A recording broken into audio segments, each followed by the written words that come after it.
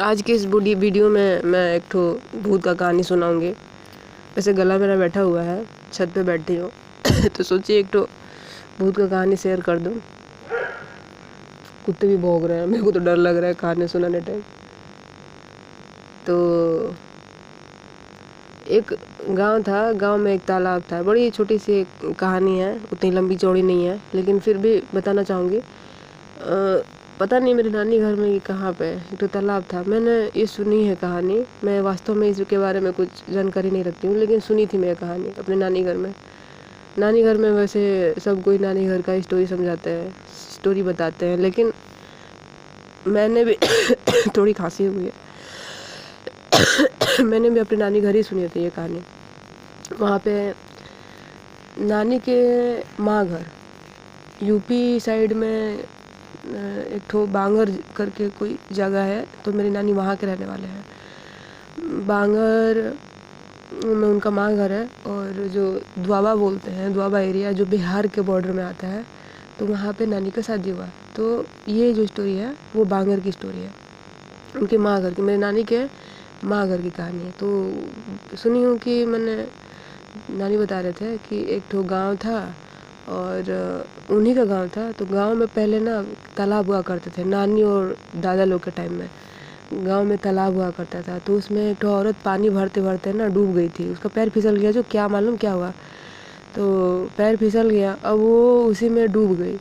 वहाँ पे लोग तो बचाने की कोशिश किए, कोई कहते हैं कि कोई बुढ़वा बुढ़वा उसको खींच लिया कि क्या हुआ, कोई जानता नहीं इसके बारे में। वो औरत अकेली थी, दिन का ही टाइम था, और 3 दिन बाद उसका जो डेड बॉडी होता है वो मिला था। वैसे उसका बॉडी को निकाल लिया गया था, वो नदी नहीं थी, तालाब ही था। तो तालाब में तो जैसे भी होने से डेड बॉडी तो मिल ही जाएगी, नदी होने से बह के चली जाती है, लेकिन मछली लोग सब खा गए थे उसको।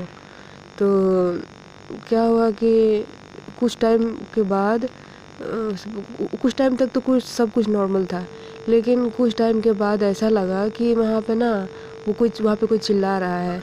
तो जो आसपास के लोग थे तो सोचते थे जैसे कोई चिल्ला रहा है डूबते टाइम, तो कोई डूब रहा है और उसको हेल्प चाहिए बोल के।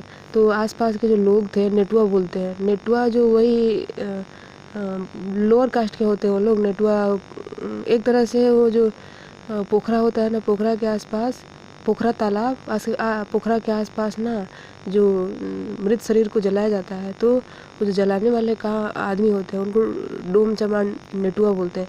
नहीं, नेटुआ ही बोलते हैं, डोम चमार तो अलग होते हैं, नेटुआ बोलते हैं। वो लोग गाय वाय का काटने का काम करते हैं। तो खैर जो वहाँ के नेटुआ लोकल थे, वहाँ पे रहते थे, उन लोगों को डर तो लगता नहीं था। तो 1-2 जन वहाँ पे जाके देखे, पानी उतना ज़्यादा नहीं था डूबने लायक, लेकिन फिर भी पता नहीं कैसे वो वहाँ पे फिसल के वो डूब गई थी।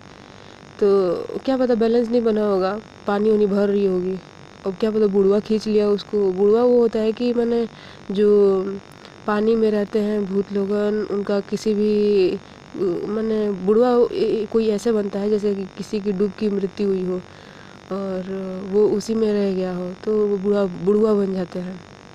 तो जैसे कि कोई नॉर्मल इंसान जाने से वो लोग खींच लेते हैं, नाक हाथ पैर सब बांध देंगे और खींच लेंगे और मार देते हैं वो लोग, ऐसा सुने हैं। लेकिन हाँ, एक ठो नदी में भी एक बुढ़वा चाप दिया था, नाक में बालू ठूस दिया था, एक ठो नदी का बात सुनी हूँ। बुढ़वा ऐसा कुछ होता है, मैं भी इस पे बिलीव करती हूँ, क्योंकि मैंने जब छोटी थी ना, तो मम्मी के साथ एक ठो ददरी मेला होता है बलिया में, हमारे यूपी में बलिया है। तो ददरी मेला में वहाँ पे एक ठो बुढ़वा एक ठो लड़की को चाप दिया था, नाक में बालू वालू सब डाल दिया था, तो मर गई थी वो लड़की। जब निकाले उसको तो मर चुकी थी।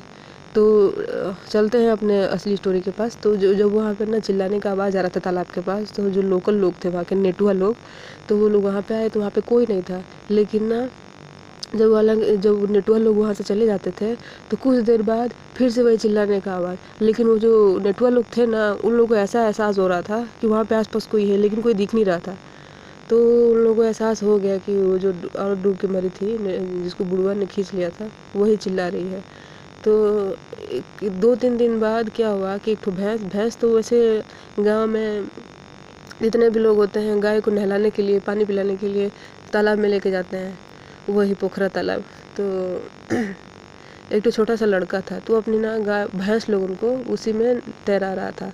तो ऐसा उसको एहसास हुआ ना, 2-3 तो लड़के लोग थे, तो ऐसा उसको एहसास हुआ कि उसको पैर के नीचे से कोई खींच रहा है उसका पैर। तो वही चिल्लाने लगे। उसको लगा कि दोस्त लोगों हैं अंदर ही अंदर मैंने घुस के उसको उसके साथ मजाक कर रहे हैं, लेकिन वो 3 दोस्त ही थे। तो जब वहाँ पे चिल्लाने लग गया ना कि छोड़ो छोड़ो, मुझे परेशान कर रहे हो, तो नेटुआ लोग जो थे उन लोगों को एहसास हो गया कि ये क्यों चिल्ला रहा है। और वो ऐसे उसको खींच रहा था, वो ऐसे पानी के अंदर घुसे जा रहा था जैसे कि कोई उसको ज़बरदस्ती खींच रहा है।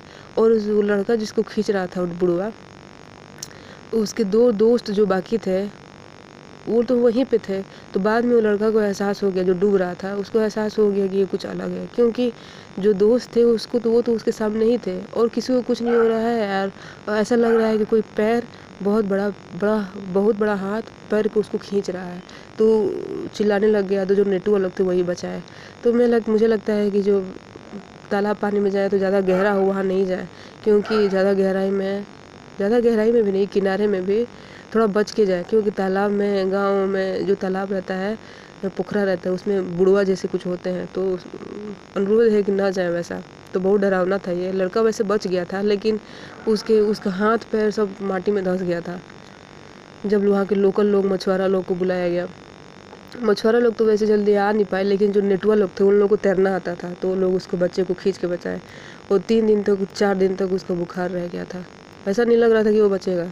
12-13 साल का वो लड़का होगा। तो आज की स्टोरी यहीं समाप्त करते हैं। आशा करती हूँ कि जो तालाब वालाब होगा, आप लोग वहाँ पे थोड़ा सावधानी से जाएंगे। तो आज का स्टोरी यहीं समाप्त होता है।